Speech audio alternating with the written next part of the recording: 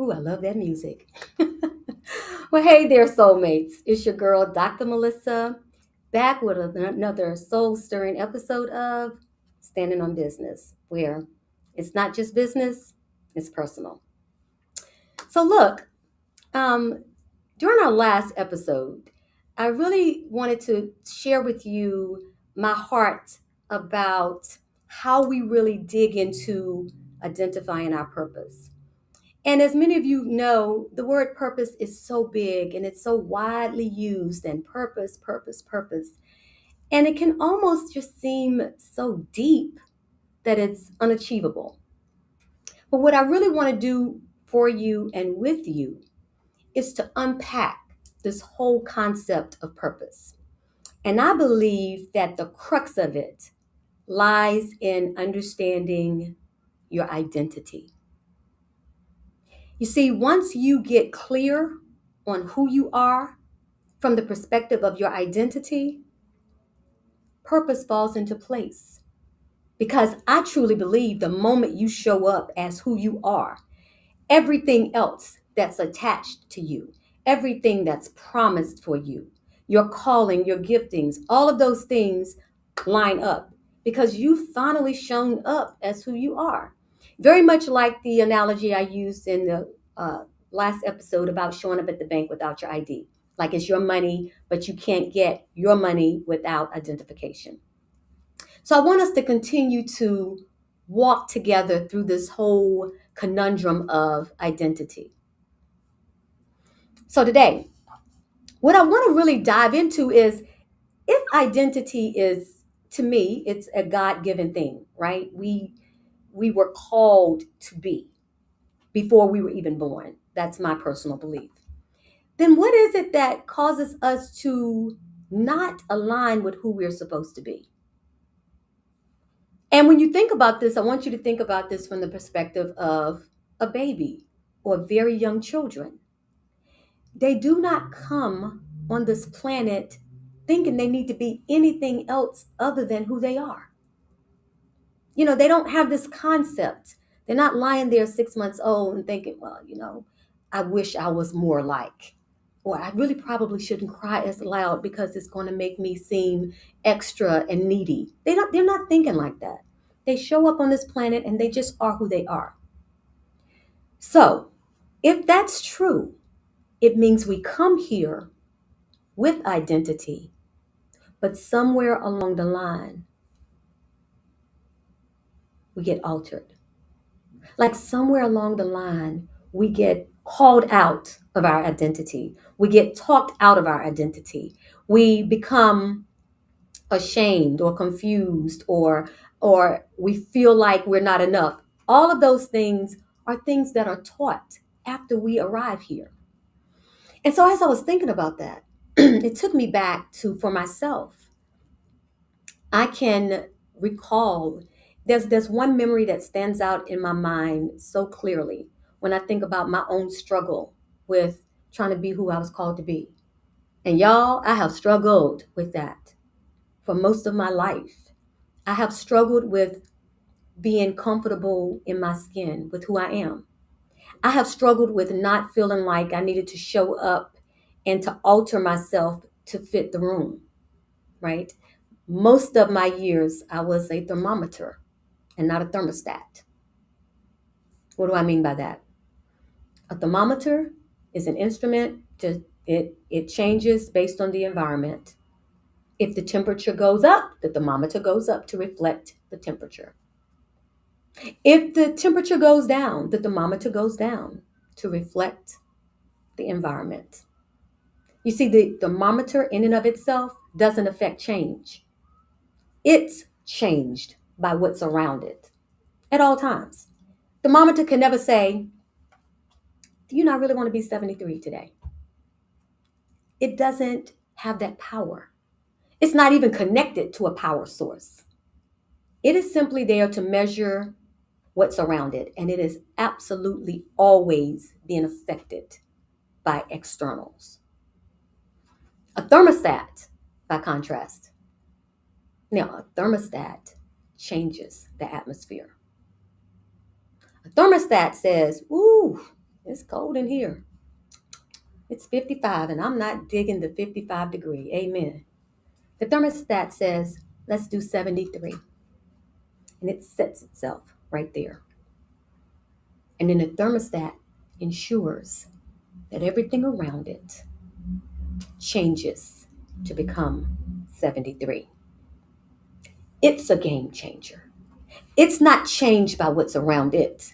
It says, no, no, I'm the change. You know, Gandhi had a quote that says, be the change you want to see. A thermostat says, I'm the change. And if you are negative, you won't stay in this room very long because my thermostat is set to positivity. You're going to be uncomfortable if you're in here because I have decided that my surroundings will be thus and such. And so for many, many years of my life, I would go in a room and I would say, what is the room and how do I need to be? And I would alter myself to fit the atmosphere that I was in. And I'm going to tell you guys, I've never been a fake person. So it was not out of this need to be fake. It was out of this need to say, I'm not enough in and of myself. And if the room is 55, then something must be wrong with me because I walked in at 73. What's wrong with me? Everything else is 55. Why you always got to be so hot? Like, why can't you just chill out? And so I would make myself 55 because in my own mind and spirit, something was wrong with me. Everybody else was fine. Everybody else was good. And I was the one. I was the odd duck. So where does this come from? I talked to my mom. I was like, when I was a baby, she was like, no, child, when you was a baby, you cried when you wanted to get fed. You fussed when you needed to be changed. Like, I promise you, we were all on your schedule. So I said, what happened? And I'm going to tell you, and maybe some of you can take the time to go back through your own journey and identify. I'm going to tell you this has been super helpful for me to go back because oftentimes we're trying to change the root and the fruit without looking at the root. And what I mean by that is an apple tree is an apple tree. Even in the wintertime, you know, the apples will fall off and die off, and you will look at that tree and go, oh, that's not an apple tree. All of the apples are gone. The fruit is gone. But baby, as long as those roots belong to an apple tree, I can promise you, apples are coming back up again. And isn't that what we do in our own lives? Like there are things about us, we're like, I'm going to stop doing this. I'm going to change. I need to stop being so needy. I need to stop, holding on to people. I need to stop being insecure. And we work so hard on changing the fruit. I'm going to stop doing this. And I'm going to make sure that I do this. And I'm going to make sure I smile. And like all of these things that represent the fruit will change, will alter. And sometimes it'll seem like we did it. We're like, phew, I did it. And then time will pass and the same thing will come up again. And we'll beat ourselves up because we'll say, I didn't try hard enough. Or I fell back. And it's not that. It's that the roots weren't dealt with. Give an apple tree some time. And if those roots are there, the apples will return. Same thing with us. So most of my life, I was just picking fruit off. I got to get rid of all of this. And not understanding that I hadn't dealt with the root. So let me tell you one of my root moments. I was 4 years old. And I talk oftentimes about growing up in extreme poverty. But that was not up until after I was 4 years old. My first 4 years, I was staunchly middle class. In some environments, some people might have said a little close to a little bit above middle class because my dad had a very, very good job and did very, very well. And we had the house and we had the dog and all of that, and I had the big bedroom and filled with toys and all of that. It was always warm. We always had food in the cupboards. Um, it was good, but it wasn't good because my parents, their marriage was very, very troubled and very chaotic and very abusive. So I can remember being 4 years old, and it was right around Easter time. And I can remember seeing my mom with these large black garbage bags, tears streaming down her face, stuffing garbage bags. And she was frantic. And I can just remember standing there confused, like, what is wrong with her? I'd never seen her that frantic. And she instructed me, like, get your baby sister. I had a sister that was 2 years old at the time, and one that was a lap baby, maybe like 8 months old. She was frantic. Y'all, I can remember my heart palpitating, my little heart palpitating, because intuitively I knew something. I was like, something is wrong. I had seen fights, I'd heard screams. I was used to that. Loud noises and loud voices and tears. I was used to that. I had almost become numb to that. But this look on her face, I hadn't seen. And my heart was beating because I was like, something is happening. And right on cue, I heard a horn beep. And my mom instructed me. She said, get your sister, get her hand, go out the front door. And so I grabbed my 2-year-old sister's hand, and my mom had my 8-month-old sister in her arms. And we hurried out the door, my mom dragging these black trash bags. And in the front was a car, and it was my uncle's car. I recognized the car. And my mom instructed me to get in the car with my 2-year-old sister, and she got in the front with my baby sister. Now, y'all, that was before car seats. Don't judge us. Back then, we used to like in the back. I know I'm just, y'all know I'm special. Like in the back window, we used to lay in the back window where the speaker was, and my dad's old, like, he had like a old Buick, one of the big Buicks, nice little fancy Buicks. But you could, like, pickup trucks. We used to just get on the back of a pickup truck and just ride on the back of a pickup truck. Now I think about it now, and I'm like, oh my God. But anyway, I digress.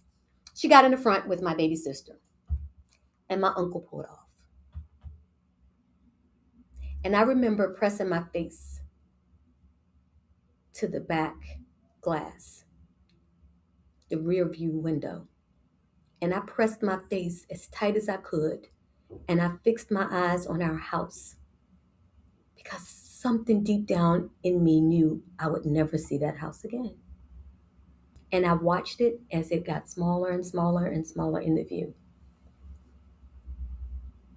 And then, honestly, what was happening was I was watching my middle class life disappear. And I was entering a life that was going to be filled with a lot of struggle and lack and poverty. When I think about why I struggled with identity, when I really think about that, even now, you might think that was the root. That's it. That situation with her parents, their marriage ending, her having to leave. We moved to a very rural area, like, just completely different. Running water was, not a thing. Like that really extreme, a polar opposite of what I was used to. Somebody might say that was the loss of identity. But when I look back on it, not entirely.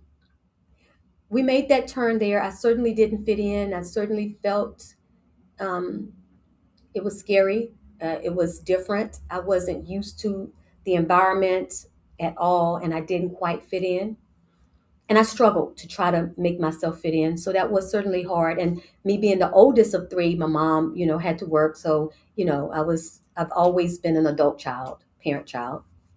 And so I struggled. But when I go back, soulmates, on what the real loss of identity was, was a word that I'm going to use, and some of you may understand it. And for those of you that don't, I'll try to unpack it in this little time that we have. But it's called duality.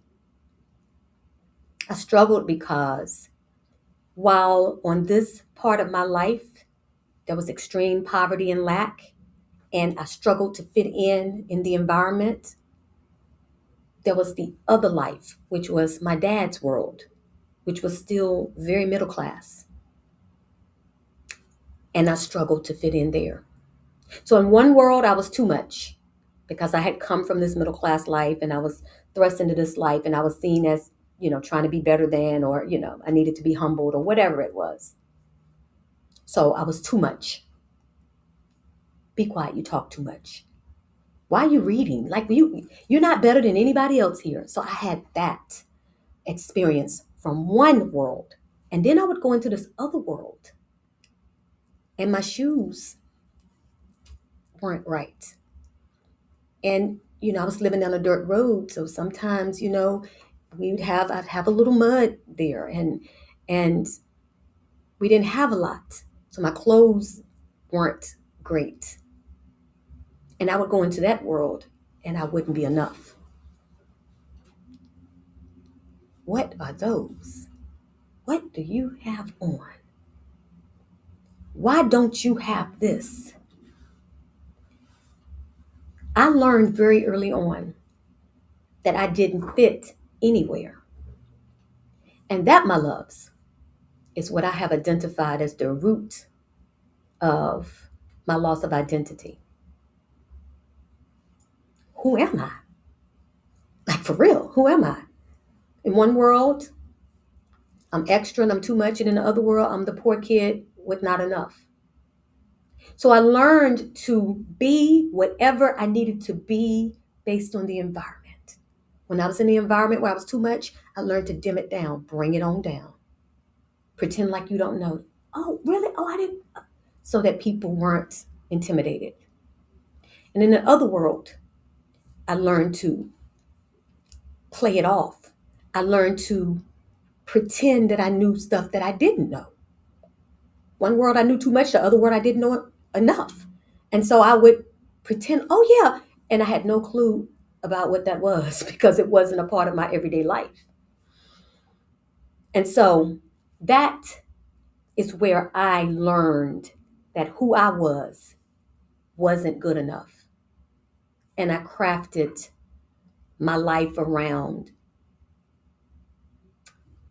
adjusting my light, my temperature, my words, my joy, my excitement, whatever it was. I learned to adjust it to what was around me. Now, as you can imagine, it's hard to walk in purpose when you're also walking a life of duality. Who else is with me? Come on. Come on.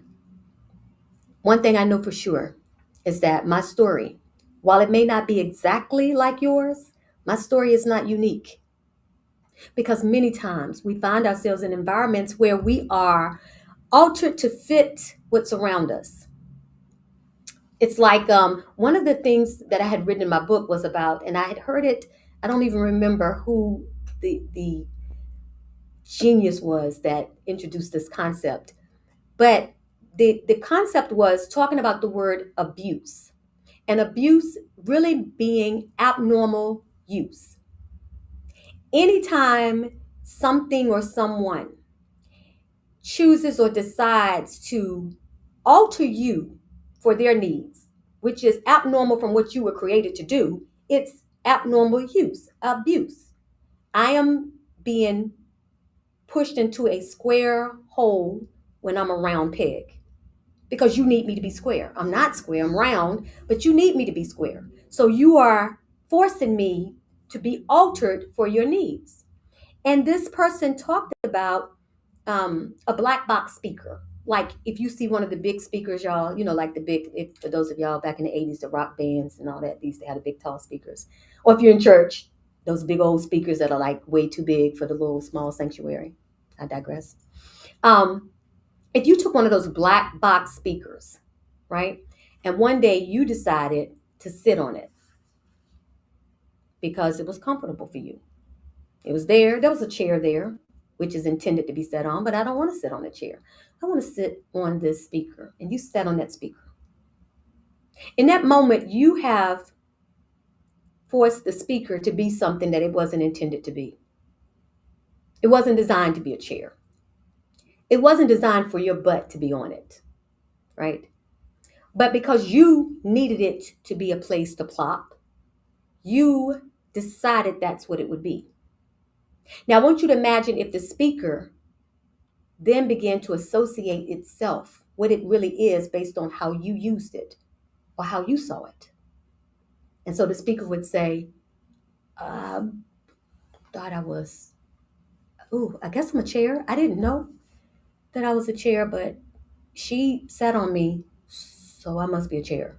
Yeah, I guess I'm a chair. Yeah. And the speaker would go through years of thinking it was a chair because people came by and just plopped on it and sat on it.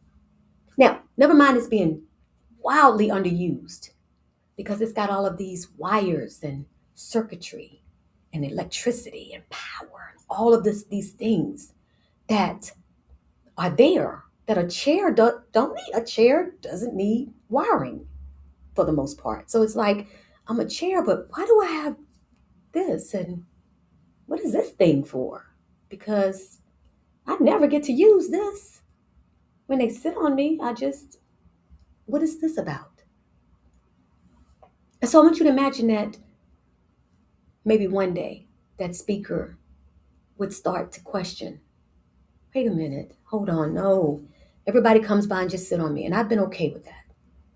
But I got this extra stuff. I've got these extra things. What is this for? Why do I have this? Why can't I use this? And maybe that speaker would then say, where's my manual? Like, the person that created me, what was I created for? Like, was I created to be a chair? Because if I was created to be a chair, why did he give me this? Why do I have that?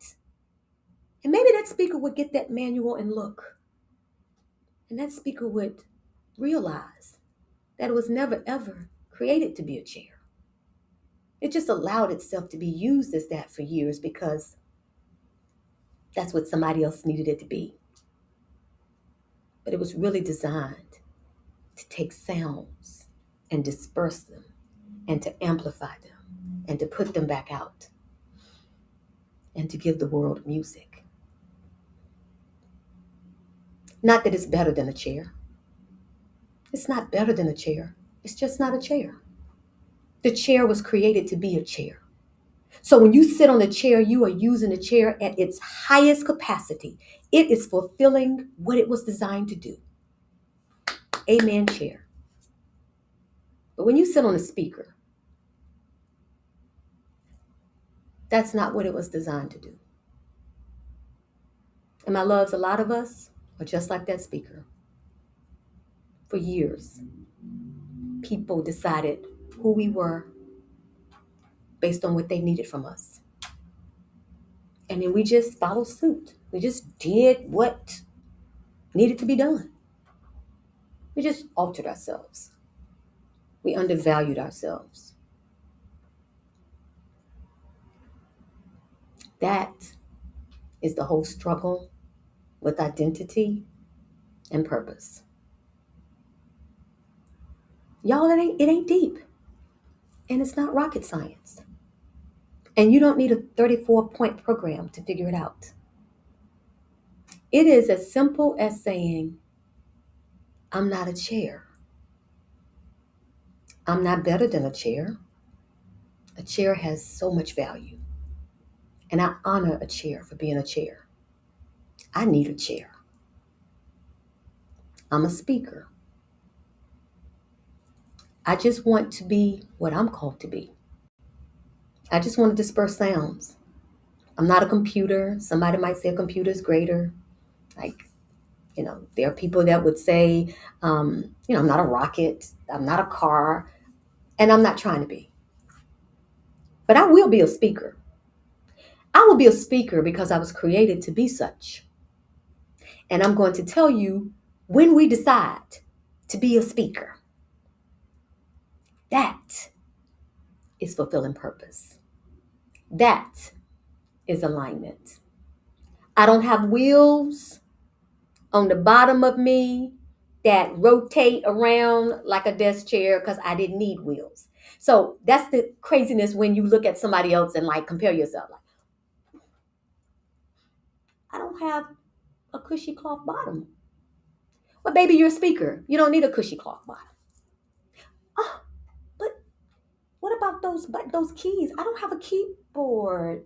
She's got a keyboard. I need a baby. She's a computer.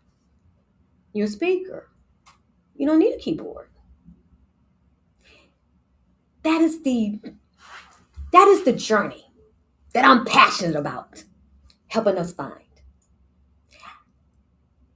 We get to a point in our lives, as I said before, with me and this whole life of duality and trying to figure out like who I am and where I fit in this world and all that. And then one day I just decided I I am who I am. I used to be called Motor Mouth when I was a young girl. I used to cry so much because my family would call me Motor Mouth because it was like you talk all the time. You talk too much.